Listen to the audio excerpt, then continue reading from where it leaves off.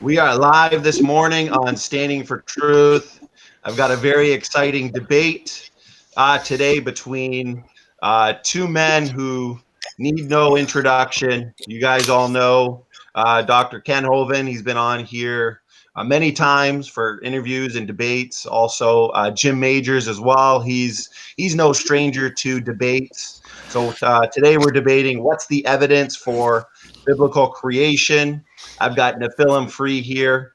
I want to thank him. He's going to be moderating this debate. So I'm going to hand it over to him for just a brief introduction, and he's going to go over the format real quick. Neff, it's all yours, man. Okay, so good morning, gentlemen. We're going to have 8-minute openings, 5-minute rebuttals, and 25-minute discussion, and 4-minute closings.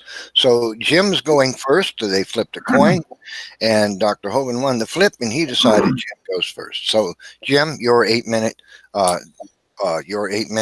opening statement. Let me start my timer. 1 second. For such a little application, it starts awfully slow. Okay, there it is. Okay, Jim, when you start speaking, 8 minutes. Sorry, coffee first. First of all, I'd like to thank Kent for coming to this debate and discussing this very important issue. The book of Genesis, which accounts the biblical creation, it's been traditionally attributed to Moses and narrates the exodus of Israel from Egypt and is traditionally dated around 1400 BCE. The vast majority of modern scholars accept that the accounts in Genesis are not in their original form, but rather they are a later composition. In fact, the Genesis that we know today was formed as late as around 400 BC, which was BCE. My apologies, which is right after the exile of Israel. But it's important before examining these accounts of creation in Genesis chapters 1 and 2. I believe that we need to first discuss another creation myth. It's a Babylonian epic, an epic that's known by Enuma Elish. Enuma Elish means "when on high," and it's the first words of the text. I believe the text dates back to 7th century, and we have references to these gods dating back to the 18th century. The story in the Enuma Elish begins before the formation of heaven and earth. Nothing existed except what they except in their creation myth, the primeval freshwater existed, and it's personified by a god named Apsu, a male god named Apsu. There also existed a primeval saltwater deity, a saltwater ocean deity named Tiamat, a female goddess. I'll be reading in part from a translation of the Enuma Elish, and the story begins. When on high, the heaven had not been named, firm ground below had not been called by name, not but primordial Apsu, their begetter, and Mumu Tiamat, she who bore them all. Okay, so, and it goes on to say, when no gods whatever had been brought into being, uncalled by name, their destinies undetermined, then it was that the gods were formed within them. But these new creations were annoying, apparently, to these early primeval gods. The Enuma Elish says that the divine brothers banded together and that they were disturbing Tiamat as they surged back and forth. And it troubled the mood of Tiamat by their what they call the hilarity in the abode of heaven. And so Apsu opens his mouth and says to Tiamat, he says, "Their ways are verily loathsome unto me. By day I find no relief, nor repose by night. I will destroy, I will wreck their ways, that quiet may be restored.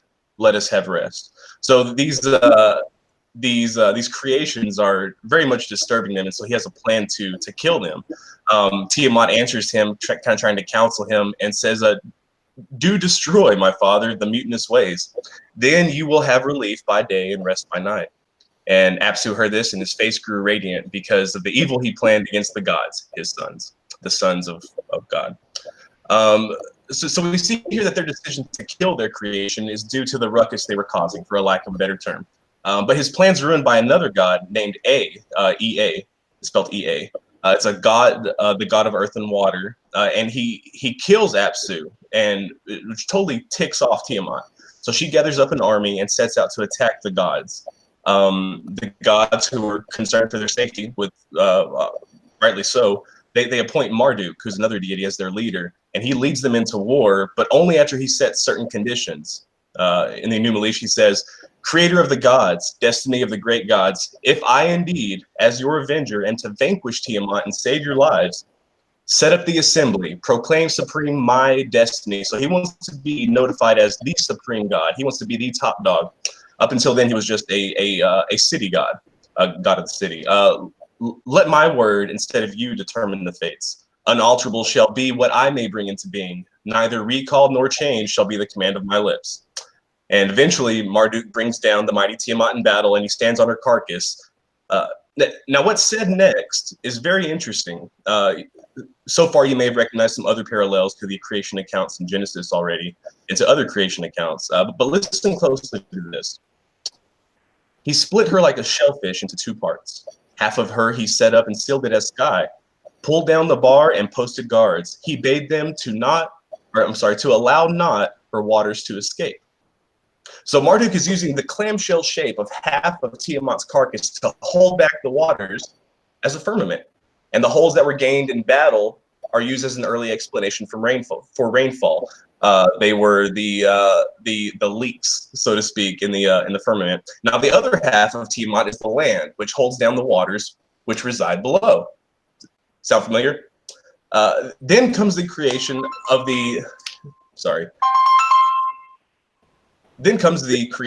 heavens and the heavenly bodies. The Enumalish reads, "He constructed stations for the great gods."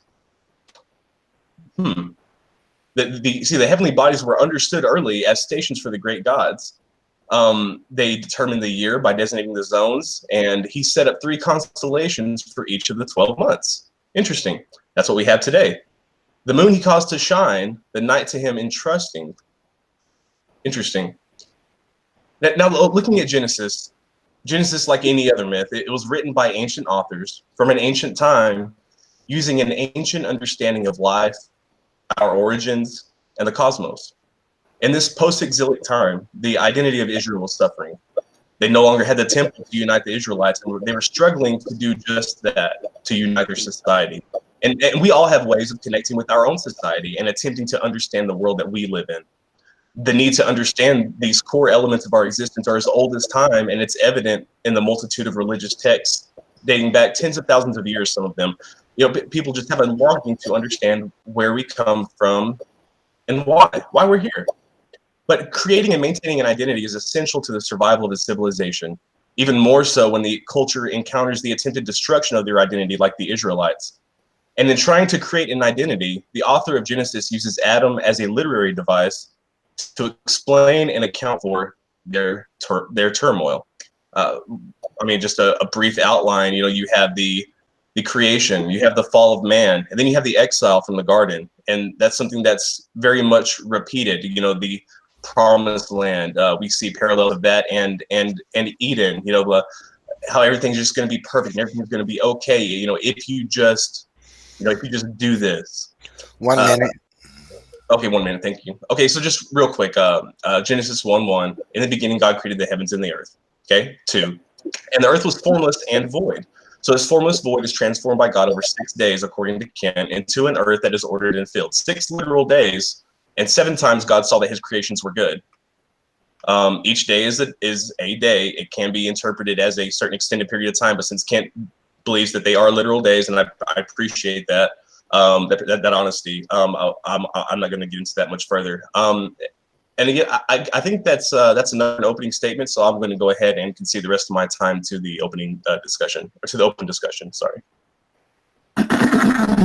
Okay then. So resetting the timer for Dr. Hovind, 8 minutes when you begin speaking. So. Well, thank you so much, Jim. I appreciate that. Looks like I won already because you didn't discuss the biblical creation account. You claimed it was the Babylonian one, and I would disagree. It's not. So I think by default, I already won. We're here to discuss, is there evidence for biblical creation? Evidence is an interesting word. The available body of facts or information indicating whether a belief or proposition is true.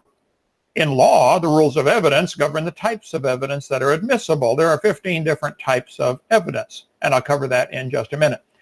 The Bible clearly teaches in the beginning, God created the heaven, and heaven is singular, and the earth. So that's what it claims, and it claims in Exodus 20 in the Ten Commandments, in 6 days the Lord made heaven and earth, the sea, and all that in them is. So here we have a claim by a book claiming that God created the heaven. And we have a claim by Jesus that he's the one who created the heaven, because Jesus is God Almighty in the flesh. He said, have you not read that he which made them at the beginning made them male and female? Matthew 19:4, same thing in Mark 10:6. That was the beginning of the creation. The Bible clearly teaches that man brought death into the world, whereas evolution teaches death brought man into the world, a complete polar opposite. By man came death, in Adam all die. So the Bible is clearly claiming the creation account was perfect, it was wonderful, it was lovely, and man messed it up.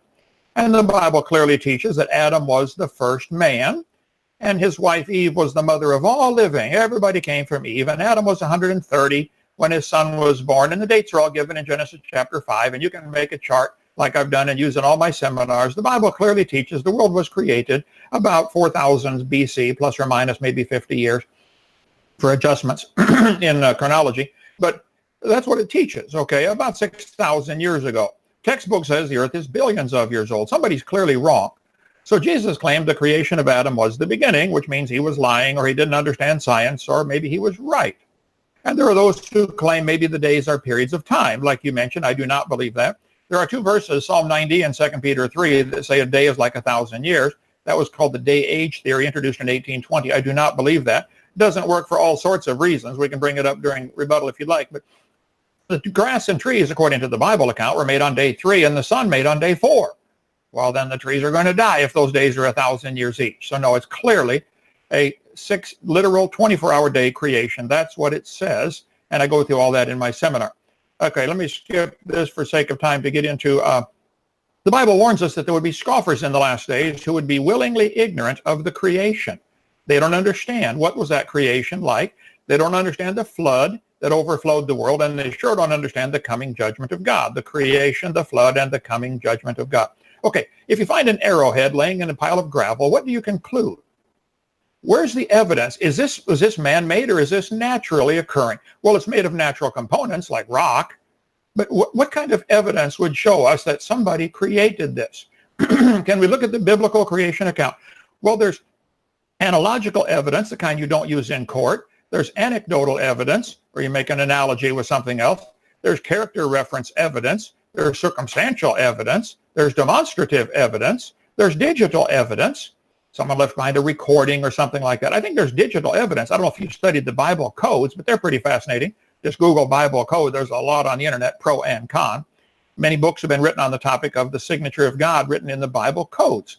Not only is the Bible written in Hebrew, Old Testament, you can skip certain letters and get another code. Every 13 letters in Deuteronomy chapter 10 gives the phrase, in the bitter sea of Auschwitz.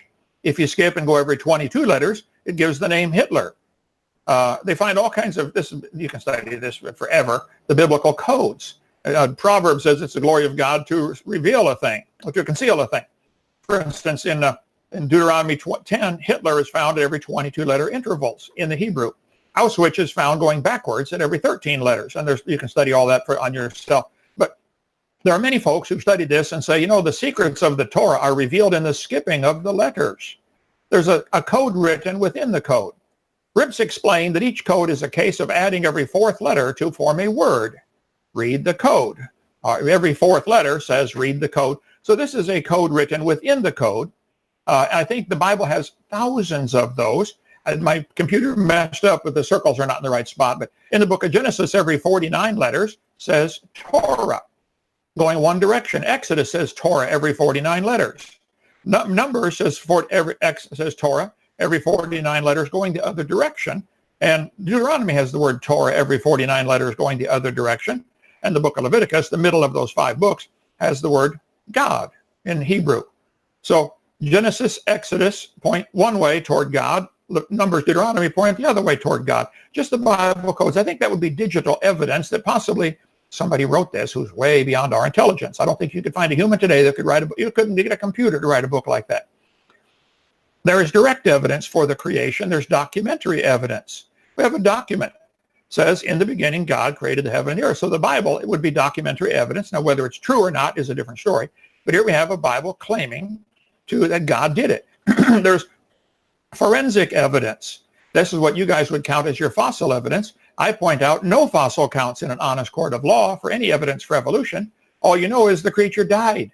You don't know it had any children. You sure couldn't prove it had children that lived, and you certainly couldn't prove it had children that lived that were different. No animal today produces any other kind of animal. There is no forensic evidence for any animal changing to anything else. The Bible says they will always bring forth after their kind. I think the forensic evidence is clearly in favor of the Bible being true. That's all any farmer in the planet has ever observed in human history. Cows produce cows, dogs produce dogs, without exception. There is hearsay evidence. There is physical evidence. I think if you find an arrowhead, you would say, wow, this is physical evidence that somebody made this. Now, who made it? Don't know. When did he make it? I don't know. We can study that out. But somebody made it. That's obvious. There's prima facie evidence. There is statistical evidence. There is testimonial evidence. There's many different kinds of evidence. I would point out, Jim, that I think the overwhelming evidence is that the creation account, even though other accounts were written first, like the Gilgamesh epic, not Gilgamesh, but the Babylonian story, they may have been written first, but Moses didn't rely on those at all. Moses got direct inspiration from God. You've not demonstrated that he copied those. If there are similarities between Moses' account and Babylonian account, it could be because the sons of Noah were spreading this story to their children and grandchildren. And of course, there are going to be similarities, maybe a little perverting with time. But sure, there are similarities in the creation stories. We've got a boot camp coming up next month. Come on down, June 14, 15, 16, where people will be speaking about that very topic. Paul Abramson speaking on the 300 plus flood legends that have been found around the world. Of course, there would be flood legends. People would talk about that for a long time after the real flood in the days of Noah. So I don't think you've demonstrated that Moses copied from the Babylonian one. It could be that the Babylonian one is a perversion of the original story, and Moses got it exactly dead center right, inspired by God, probably from eyewitness accounts that he collected. He was going to be Pharaoh of Egypt, had access to the best library in the world. He probably had the original accounts that these all got twisted from. I think you've got it backwards, claiming he copied from Babylon. I think Babylon's a perversion of the real truth. Thank you so much. All right, that concludes Dr. Hovind's opening statement. Jim, you're going to have your 5-minute rebuttal, and Dr. Hovind has his 5-minute rebuttal. So, Jim, when you begin speaking, you have 5 minutes to rebut what Dr. Hovind has said. Jim's on mute. Jim, if you just want to unmute yourself there. Sorry, man. Sorry about that. Okay, thank you so much, Kent. That's okay. Okay, I agree with Kent that cows do not produce cows, or cows produce cows and dogs produce dogs. You don't see a non-cow coming from a cow, and you don't see a non-dog coming from a dog. And I agree 100%. And that is not what science claims, but I'm not debating evolution today. We're debating whether or not the biblical creation account is true, whether or not there's evidence for that. And I still argue that there's not. Kent mentioned for a moment that there was prima facie evidence, or maybe he was just saying that was the type of evidence. I'm not sure whether he was claiming or not there's prima facie evidence for the biblical creation, but I'd be interested in hearing it if he does believe that. By Kent saying that, Moses didn't copy from Babylonian and everything like that, sure. That's a good possibility, because the things that he posts, that he's writing in there, the things that are written in the creation account are something that's congruent with Bronze Age cosmology, with the firmament and things like that. It was an ancient understanding of how the world worked. So no, maybe he didn't copy from that, but the fact that it was written before that, Moses dying in 1500 BCE, so we're talking, gosh, 16,000 years plus before that. The earliest mention of the Babylonian gods. So either he would be saying that God appeared to two different people, that he appeared to somebody else first, who recorded the texts that are mentioned in the 7th century copy of the Enuma Elish that we found, or he's saying that it's like a brutal cycle, or maybe it's like I said in my opening statement, and it's the society's attempt at creating an identity for themselves, at taking what they know or what they thought they know about how our cosmos works and how our universe works, and applying that, adding in their own theology to further give them credibility in holding that belief, give them justification for holding it, and say, look, this is how the world works, and this God did it. and it was a way of closing the gaps in our understanding. And I think that Kent would agree with me that as time has gone on, as time has gone on, we can see clearly in the history of religion how the gaps in our understanding of the universe close, and also paralleled with that in an equal ratio, we also see a decline in the definition of God, of who God is. God's powers are limited more and more with the more that we understand how our universe works and why we're here. How much time do I have left?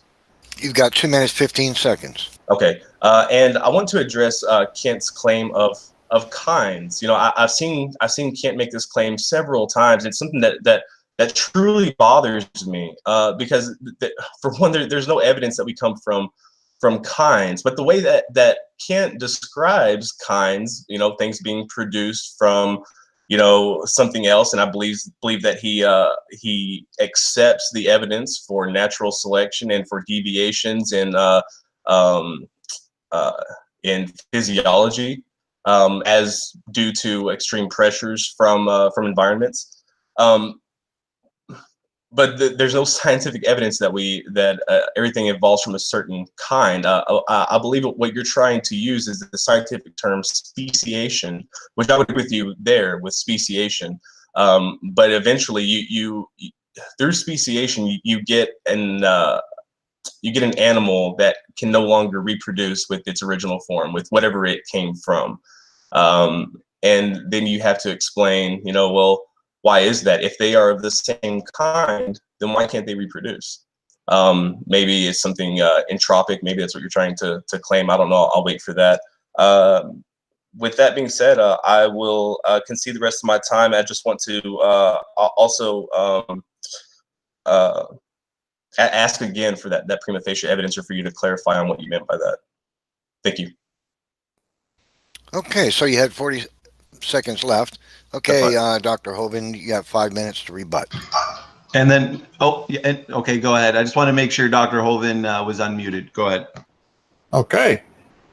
Well, thank you so much. I appreciate that. Well, let's see, several things. I would say Moses did not copy from the Babylonians. The Babylonians probably had a twisted version of an original story handed down from Grandpa, and Moses had the right one. So you haven't demonstrated that you proved that he copied it, even though he wrote it later. If any cop will tell you, you can go to an accident scene, you get 5 witnesses. The first one may or may not be correct, the first one to tell the story. So you asked about kinds. The Bible says very clearly 10 times in the first chapter, they will bring forth after their kind. And 10 more times in the flood story. Variations certainly happen, as you mentioned, but they have severe limits. Anybody knows that. Farmers breed for bigger pigs all the time, but they're never going to get a pig as big as Texas. There are limits. Roaches become resistant to pesticides. They will never become resistant to a sledgehammer. There are limits to the variations. I do not believe kinds equals species. I don't think our modern classification system by Carolus Linnaeus has anything to do with biblical kinds. It may or may not match in some places with species. It may match with genus. It may match with family. But the kind is clear. These are the same kind of animal. They're tigers, okay? Animals always produce the same kind. That's not evolution. The information for that variety has to already be in the gene code. New information is never added. Dogs don't become pink or learn to fly because of the variations. They're still dog. And the gene pool of the new variety is always more limited and generally less likely to survive. The Chihuahuas cannot produce Great Danes, but Chihuahuas and Great Danes came from a common ancestor. And Chihuahuas wouldn't last in the real world, okay? There are varieties of corn, hundreds of varieties of corn. Where I grew up in Illinois, they got them all numbered when you drive down the cornfield. But they're still corn. Some have sweeter taste, some have more disease resistant, some grow in drier soil, wetter soil. It's still corn. You're never going to get a whale, a hamster, or a tomato to grow on your corn stalk. There are varieties of ear shapes and nose shapes in the world. No question, there's still an ear. All kinds of varieties of eyes, varieties of foot shapes. There's still a foot. How many varieties of human hands are there? Quite a few. Varieties of human lips. There's still a lip. 339 recognized breeds of dogs, but they're still a dog. So that is not evidence for evolution at all. The Bible says they will always bring forth after their kind. And the topic of this debate is there evidence for biblical creation? The biblical account says they're going to bring forth after their kind. That's all we've ever observed. So in a court of law, the judge would have to say, yep, there is evidence that animals always bring forth after their kind. There may be ring species. You go around Grand Canyon and get the kaibab squirrel and the Abert squirrel. They're still a squirrel. Still a squirrel. No exceptions. You may get animals that are isolated, genetically isolated for a while, and they develop unusual traits. Nature selected that trait to survive, like the wolves survive better up in Alaska, and the dingoes survive better in Australia, where it's hot. They're still dog. They have miniature horses, little bitty horses, and big horses today, but they're still a horse. Horses, zebras, and donkeys, and may have come from a common ancestor. I don't know. But they're still obviously, to a third grader, they're still obviously the same kind of animal. But you guys, because we cannot define exactly where the word kind is in every situation, I think that would be a valuable field of research, But therefore, because the exact definition can't be given, that's supposed to prove that horses are related to mosquitoes, which is what you guys teach. Just because we can't name is a zebra and a quagga the same kind, probably, I don't know. But see, I'm not demanding that my theory be taught in the school system. You guys are demanding that your religion of evolution be taught in the school system, so the burden of proof's on you, not me. I think a tiger and a lion may be the same biblical original kind. They can no longer reproduce, but they originally could. They could bring forth after their kind. There's hundreds of varieties of cows, and we go through this in my seminar, part 4. 1 minute. Sure. 300 varieties, I don't know how many varieties of chickens there are. You mentioned about that in the opening before we went on camera. Yeah, there's a lot of chickens. And they might have had a common ancestor called a chicken. There are 8 varieties of bears in the world. They might have had a common ancestor. It would have been a bear. This is not proof that bears are related to mosquitoes and tomatoes. I don't understand how anybody with half a brain can believe bears and mosquitoes are related if they draw lines on paper back to a common ancestor. The line on paper is not evidence. The Bible says they will bring forth after their kind. And I think that's all we've ever observed. That's all we have scientific evidence for. So I think I won the debate. Thank you. Go ahead. All right. Well, that concludes the rebuttal period. Now we have a 25-minute discussion period coming up. So let me set my timer for that, and the two of you can have open discussion about the subject. What's the evidence for biblical creation? So I'm going to start the timer. 25 minutes for discussion. Have at it. Okay, thanks, Ken. Do you mind if I go first? Please do. Great. So I want to correct something that you made in your claim. Tigers and lions can reproduce. It's known as ligers, or they're called tigans or tigans, I believe. Tigons or ligers. Depends which one is the male. Right. Correct. And in fact, there has been evidence, I believe, of a female liger reproducing with a male lion. Or a male tiger, that may be wrong. But so I guess I would have to see what that taxonomy looks like, because whenever you say kinds, that's very vague, and I heard a lot of mites in there. So I mean, do you have a working taxonomy that fits with the model of the known species in the world? Well, I don't think anybody would argue a tiger and a lion are both in the cat family. Sure, I agree. Every retractable claws. Dogs don't have retractable claws. Cats do. I think all cats do. I don't know. Yes, but I believe so. To look at this tiger and lion situation and say they can reproduce. Okay, they may be divergent from an original created kind that was somewhere between the two. I don't know how many kinds of cats God made in the Garden of Eden. It doesn't matter to me. There might have been, 50 varieties of birds that he made, and they've now diversified into thousands of varieties of birds. They're still bird. Or in this case, they're still cat. Lion, tiger, and jaguar, and leopards are still the same kind of animal, a cat. But in Genesis, when it's talking about the kinds, it actually lists different birds as after their kind. Is he talking about birds in general, or those specific types of birds? Like, I know you have an argument about the woodpecker. Do you believe that the woodpecker is a kind all of its own? I don't know how many varieties of woodpeckers there are. Quite a few, actually, varieties of woodpeckers. There's the red-headed woodpecker. Sure. I'm not an expert on birds, but let's assume, pick a number and say God created 50 kinds of birds. Okay. I don't think woodpeckers are ancestral, have an ancestor common with eagles or hummingbirds. That would just be a guess on my part. This is called baraminology. There's a website, baraminology.com. Baramin is the Hebrew word for kind. Baraminology.com is a group of folks trying to solve exactly this. How many kinds of animals did Noah take on the ark? So, of course, Noah is not required to take insects or fish, only animals on land in whose nostrils was the breath of life. But their current guess is about 8,000 kinds of animals had to go onto the ark. This would exclude anything in the water because they have plenty of water outside. So how many kinds of bird is a woodpecker the same kind as an eagle? I'd say probably not. But sure. keep in mind, I am not asking my theory to be taught in school at taxpayer expense. You guys who believe woodpeckers and mosquitoes and tomatoes are related, you believe a woodpecker is related to a tomato, don't you? If you go back far enough. I believe that there are DNA similarities. I wouldn't say that they're related necessarily. I think that would be a gross misrepresentation of what relation is. If I can show you a chart from the textbooks, and there are thousands of them, showing birds and mosquitoes and tomatoes going back with lines to a common ancestor that was single-celled.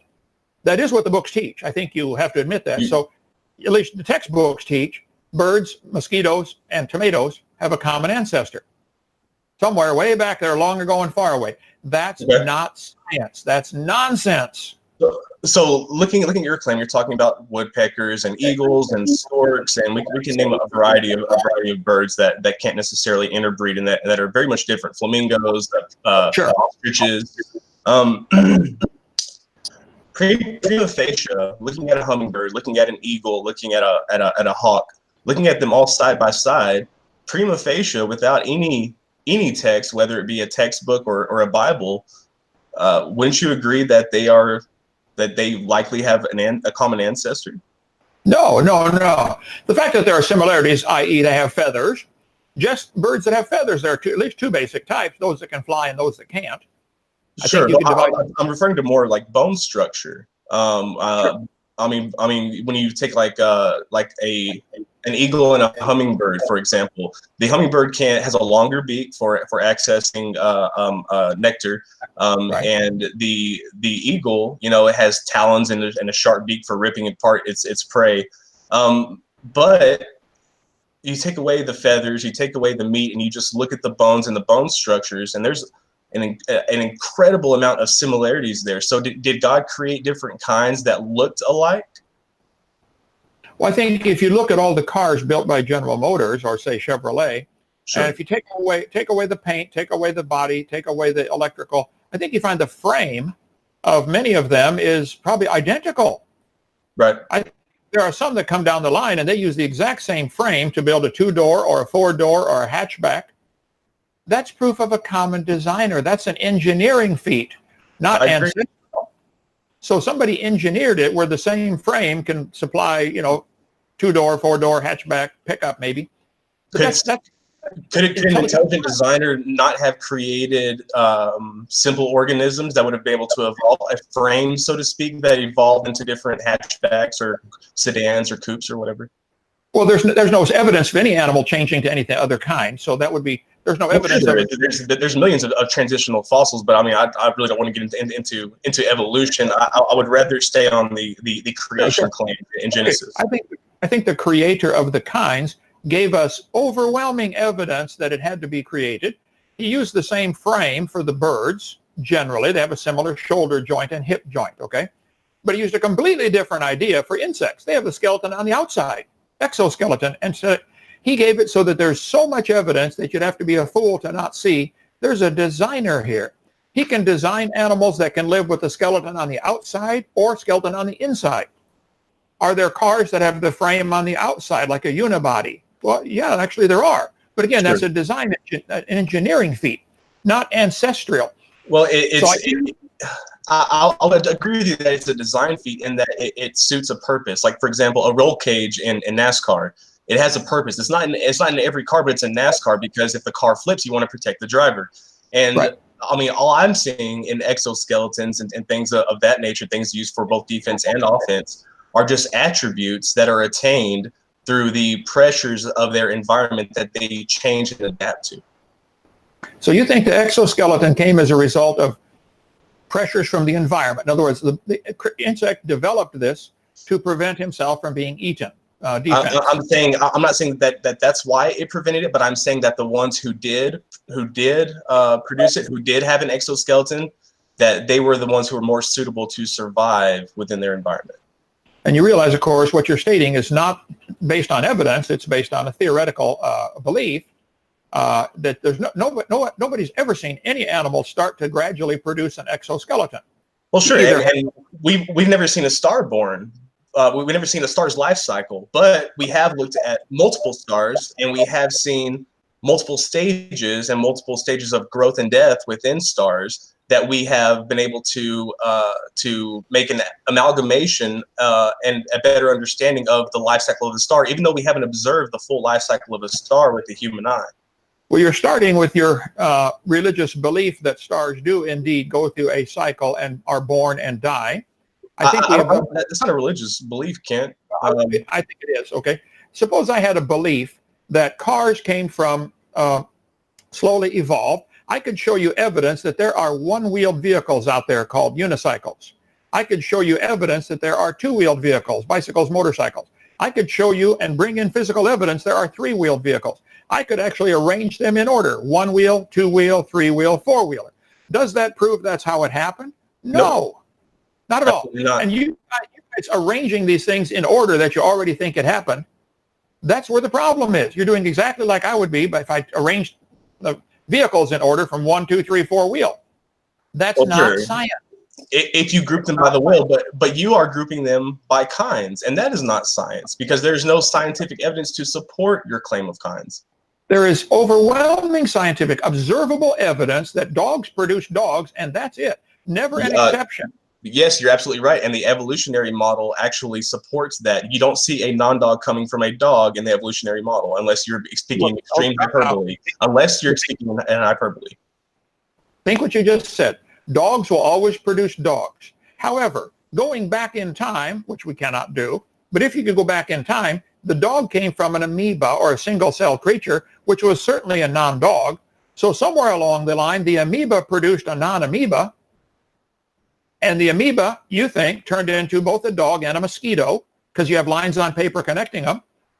Then somewhere, even though today mosquitoes only produce mosquitoes and dogs only produce dogs, you in your imagination think dogs and mosquitoes are related, so it had to come from something that was non-amoeba or bacteria. So why could it could happen in the past, but it can't happen today? So we can't observe it, or it's not science. So we don't see a non-dog coming from a dog. We don't see a dog coming from a non-dog. And you say there's no reason to believe that, because we can't go back in time to observe that. So what I want to know is why you feel so confident in the claim that men came from mud and the breath of a deity, when you can't go back and there's no evidence that we came from mud. There's no scientific evidence to support that. Well, General Motors makes all their cars out of natural components that come right out of the ground. They take iron ore, melt it down, make the iron. They add a little nickel or other elements to it, depending on what kind of steel they want. So you could argue that a car is made of 100% natural components, but it had a designer to do it. The mud didn't turn itself into a car, but they took the elements out of the dirt or the mud or the rock. So to say that... How do you know that? Well, we know it because we observe it. We did not observe God creating man. We've never observed man coming from mud. Never. No, we do observe cars coming from natural components. We can observe them digging out the iron ore, melting it down, making the iron, forging it into shape. Every step of a car production can be observed. We do not observe God making man from the mud. I agree. That's why it's a belief.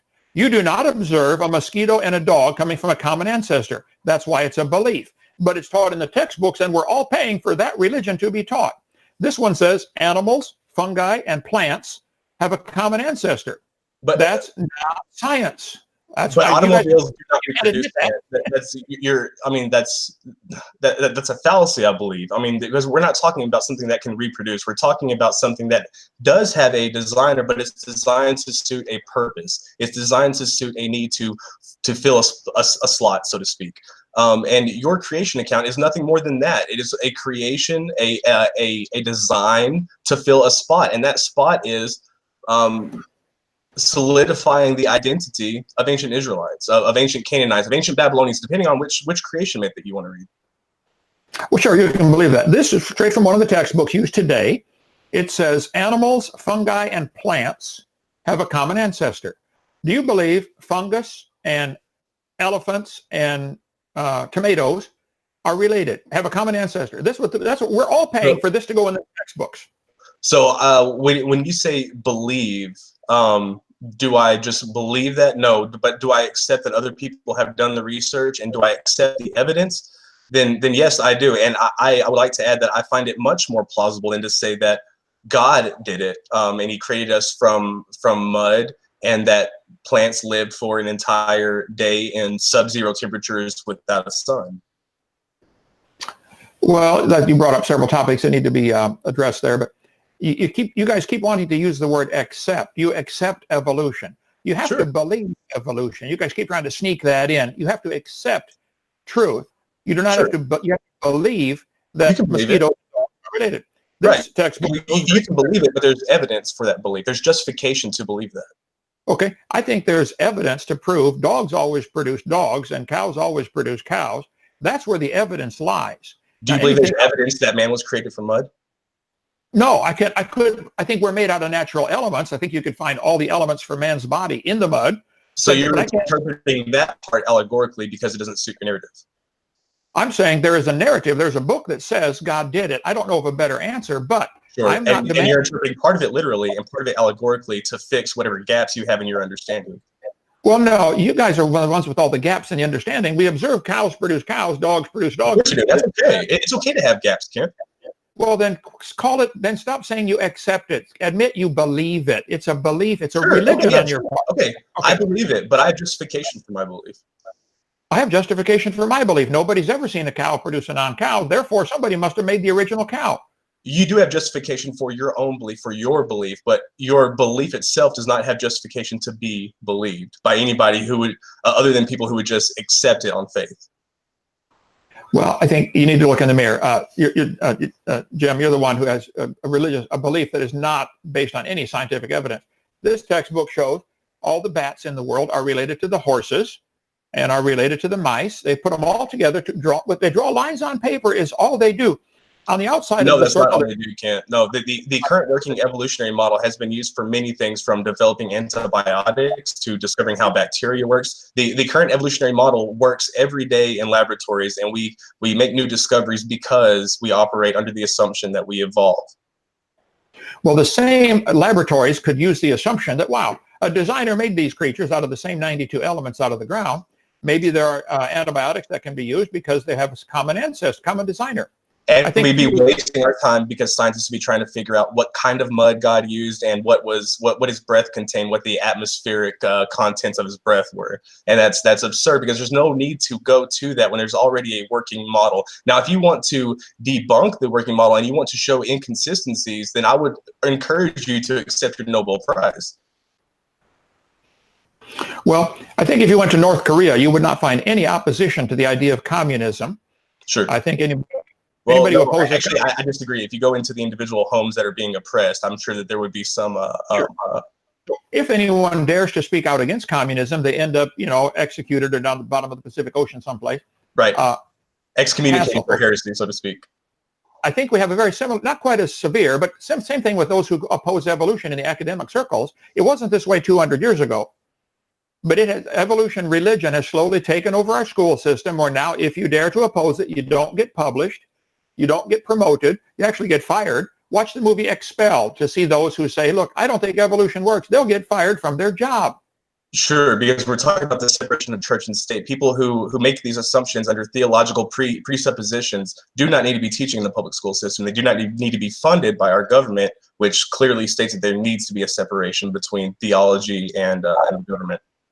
Thank you. I would point out those who believe mosquitoes and tomatoes are related, regardless of how much time you want to give them, should not be allowed to teach that to children.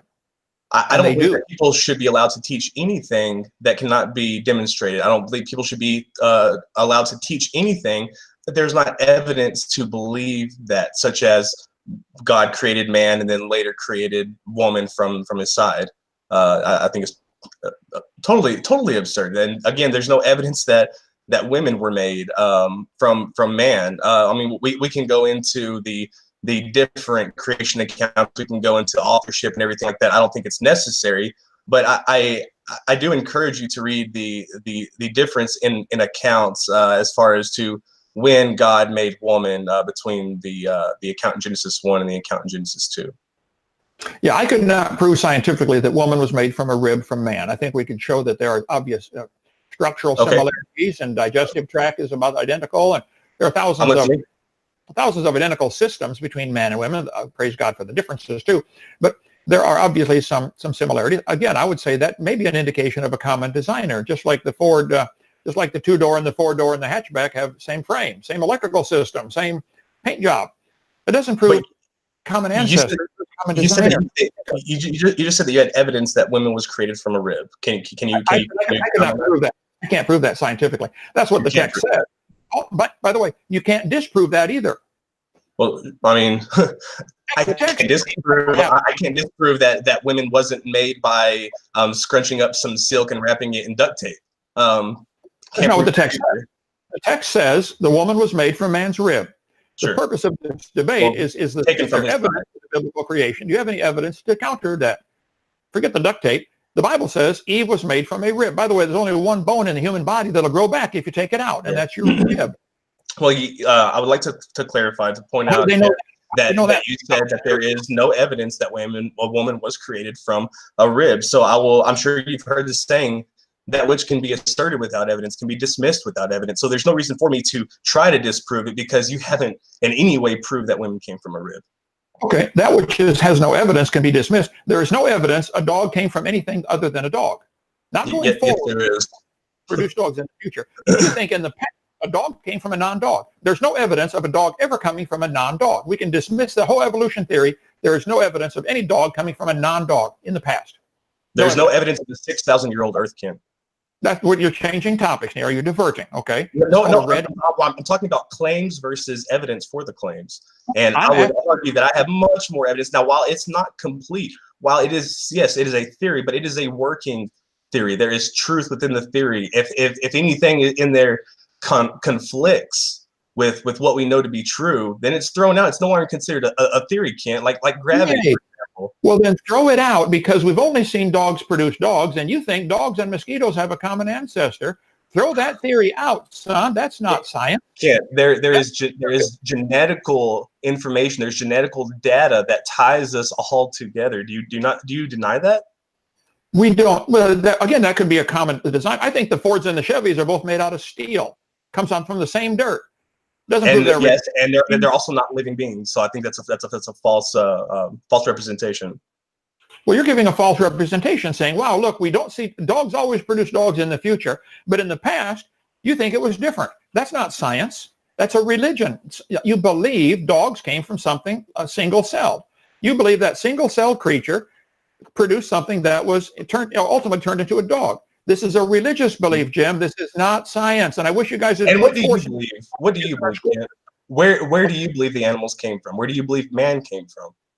I don't see any other option than to say there must be a designer that made this. If I walked into a town that was deserted out west, John Wayne, deserted desert town, a cowboy town, I look at these buildings, say, wow, there's nobody here, but I think somebody built these buildings. I could walk into a town, I could find an arrowhead and say, I think somebody made this. I don't know who, I don't know when, but somebody made it.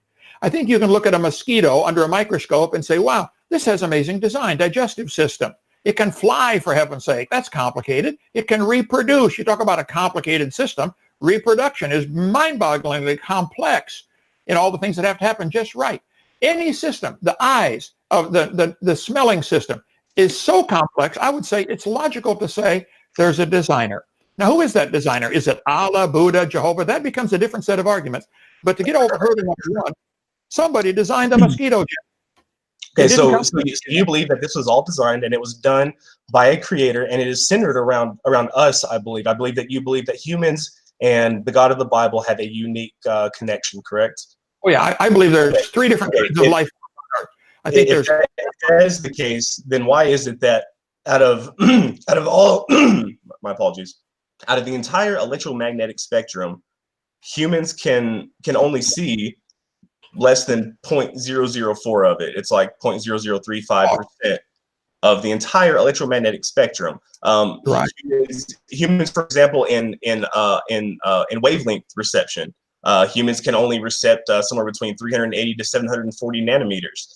But then you have beings like the mantis shrimp, who I don't believe are hoping for salvation, or that they were created for any divine purpose, and yet their wavelength reception is much better than ours, 300 to 720, so a much wider range of wavelength reception. So there's so much that is created that is not for us. In Genesis 1, it tells us that these stars were made to be signs for planting crops and signs for recognizing the changes of the seasons. And some would argue that it's the zodiac.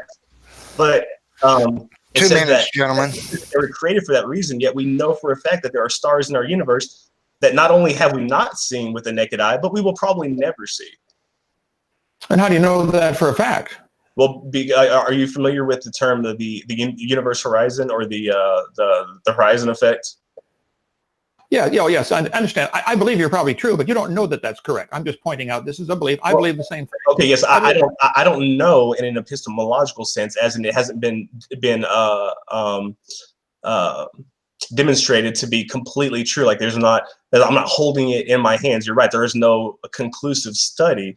But at the same time, I have justification to believe that, and there's no reason for me to say, well, God created these stars for humans, and well, this has to be all there is because the Bible says so. Okay, I have justification. If I walk into a deserted cowboy town out west, I would have justification for believing somebody made this. Even though the building, and you can find out who. You can find out who through archaeology. You can find out through experimenting from the past, from testing. Okay, let's allow Dr. Hovind just to have equal time with response there. Go ahead, Dr. Hovind. Finish your sentence. The buildings in this cowboy town are made out of wood and probably nails, which are made from iron. Those are natural components. We can see trees growing all over, but we never see wood cut into those shapes and nailed together in that way. It would be logical to say somebody built this building or made this town, laid it out in a street down the middle, and buildings on the side. Maybe there's a reason for that, traffic flow. I think we can study the human body or the body of a mosquito or a star and say there's a reason for this. If you'd rather be a mantis shrimp to get their eyes, that's up to you. Go ahead and swap eyes if you'd like. But I think maybe the reason we see a small part of the spectrum is that God's got a big surprise for us when we go to heaven. Hey, guys, new eyes, you can see the whole thing. You can now see the sounds. Whoa, that'll be cool. I don't know, but I'm looking forward to going there. I would like you to come too, Jim. Would you like to come? It would be cool, Kent. I do not disagree with you. It would be cool to go to an afterlife where I don't hurt anymore, where my senses are enhanced, where I didn't have to worry about anything, where I could see my loved ones, I could meet my family. I could experience all this peace. But that's time, gentlemen. But it's available. There's no evidence you can have that is true. It is true. I've got it already. Okay, so now, gentlemen, we have 4-minute closings, and so Jim started first, so he does his closing first, and so let me reset my timer for 4 minutes. It's not responding too well. Here we go. Okay, Jim, 4 minutes when you start speaking. Okay. First of all, I'd like to point out that, as usual, Kent has not given evidence for his claim. He's only given evidence against other claims. And to me, that is very disingenuous, especially whenever he claims to have a belief and he claims to have a monopoly on the truth. Not just a truth, but the truth. And again, I would ask the question, why did God create stars that his creation would never see? Why did God create colors that his creation would never see? Not just any creation, though, but his special creation. God saw that it was very good. This was something that was special to God. God created humans for a reason, and the early understanding in the ancient Near East was that the creators made this God for us to experience, for us to enjoy. Yet we have a light and a heat source that gives us cancer. We have plants that poison us. We have viruses and bacteria and molds and things that contaminate our bodies and kill us. We have so many illnesses that take children not only in the womb but at early ages for apparently no reason. And for Kent to say that there's a reason that we were created, he would have to also say that there is a reason for all of these horrible things that we experience that are supposedly products of a creator, yet do his creation no good. I will say again that I don't need evolution to disprove creation, and neither does anybody else. Creation can be disproven all on its own, and people like Kent Hovind have set up a false dichotomy to where it's one or the other. And that's just not the case, because he's leaving out things like Marduk and Tiamat, and how Tiamat's body was carved into half and was made into the firmament. He's denying these obvious parallels to theology and claiming that his is true solely because he has so much invested in it. I thank everybody for listening and for watching. Thank you, Kent, for showing up. Thank you, Standing for Truth, for having me. Nephilim Free, thank you for moderating. I had a really great time. You got a minute and 40 seconds. A minute and 40 seconds. I can sing a little ditty, maybe. No, I think that's okay. I'll let Kent close. Okay, then I'll reset the timer for Kent for 4 minutes when you start speaking, Kent. Well, okay. Well, thank you so much, Jim, for doing this. I know it's got to be difficult to try to defend the idea that we all came from a rock for no reason, and the idea that we go nowhere when it's over with. I would love to have you have the peace and assurance that you can indeed know. As far as why there are colors we cannot see, there are two options, I think, obvious from the creation viewpoint. A, maybe originally they could, and they lost it due to their sin. Or maybe someday we will gain it again, or maybe both are true. So it is interesting to contemplate the idea that maybe the whole electromagnetic spectrum was created for us, and right now we get just a limited part of it, okay? Is there evidence for biblical creation? Yes, I think there's overwhelming evidence. There had to be a creator, like walking into the cowboy town or finding an arrowhead. Somebody made this. Now, finding out who and why and when is a different story, but first hurdle you've got to get over, Jim, there's a God, and it's not you, and it's not Charlie Darwin, and it's not a religious theory like evolution. We never see any plant or animal produce anything other than what is obviously the same kind, and that's a common use word, a kind. Is a Chevy and a Ford pickup truck the same kind of vehicle? Yeah. Okay, anyway, the Bible says in Romans chapter 1, for the wrath of God is revealed from heaven against all ungodliness and unrighteousness of men who hold the truth in unrighteousness, because that which may be known of God is manifest. You could know. You could find an arrowhead and say, somebody made this. Unless you wanted to believe it happened by erosion or exfoliation or thermal expansion of the rock. But no, somebody made it. If you find a building, a Western town, somebody made it. Period. It's end of story. It's common sense. When you look at under a microscope and see a cell, you say, somebody made this. This is amazing design. One cell is more complicated than the space shuttle, most complex machine built by man that I'm aware of. God has showed it unto them. Next verse says, for the invisible things of him, God is invisible. Apparently, God is outside of time, space, matter, not affected by them. This is not 2019 in heaven. God's not even affected by time. Anyway, the invisible things from the creation of the world are clearly seen, being understood by the things that are made. I can look at things that are made. I can look at this Snapple bottle and say, wow, this guy, whoever made this, pretty smart. They put a label on there so I can tell what's on the inside without having to open it. They put a lid for it so it doesn't spill when you tip it over. Wow, it fits the human hand pretty good. I think this must have been designed by somebody who was thinking. Okay, not a problem. I can look at the plants and say, wow, I can eat that plant, and that plant provides vitamins that my body needs. How did the plant get stuff that I need? I could say, wow, somebody must have designed the food to be eaten by humans. They glorified him not as God, it says in verse 21, neither were thankful. Jim, you haven't glorified God for his creation. I think you should. They became vain in their imagination, and their foolish heart was darkened. I think it is foolish to believe that a mosquito and a dog have a common ancestor. I think that's foolish. 1 minute. Professing themselves to be wise, they became fools. What has happened in the last 150 years? This crazy religion of evolution has taken over our school system and our government, just like the crazy system of communism has taken over quite a few countries, and the crazy teachings of Islam has taken over some countries. And if you dare to stand up and oppose Islam in a Muslim country, they'll cut your head off. If you dare to stand up and oppose communism in a communist country, you'll be in Siberia. If you dare to stand up and oppose evolution in our public school system, you'll be in academic Siberia.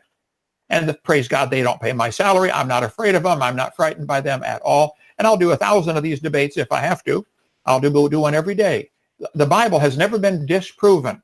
Is there scientific evidence for their creator? Well, is there scientific evidence an arrowhead was man-made? Yeah. I think it's intuitive. Somebody made it. I think the creation account is intuitive. Somebody made it. You're going to stand before him, Jim. Come on, do a credential, and I'll give you. I'll introduce you to Jesus. That's time. All right, so that concludes the closing statements. Now, let me ask, standing for truth, are you there, brother? Are we going to have a question and answer session, or is that going to conclude the debate? No, it looks like we just reached the hour mark. I've got 2 questions that I can ask really quick. Thanks for the lively debate, guys. Thanks, Jim. Thanks, Dr. Hovind, for doing this. It was very fun, very profitable. First question that I have for Dr. Hovind. What is the best evidence for a 6,000-year-old Earth? Go ahead. Well, I had a debate on this very topic a couple days ago, and it's all up on our YouTube channel, Kent Hovind Official. That was the title of the debate. What's the best evidence for 6,000?